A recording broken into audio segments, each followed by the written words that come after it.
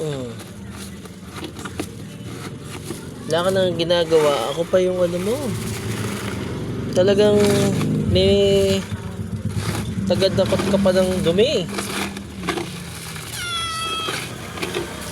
Nag-aaral pa ako sa private, oh. Tapos magdadakot ako ng dumi mo.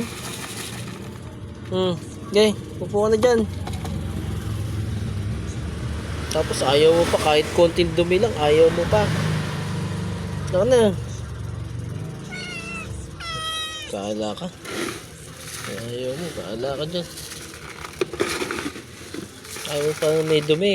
Ito ng dumi mo naman yan. Dito ka na, oh.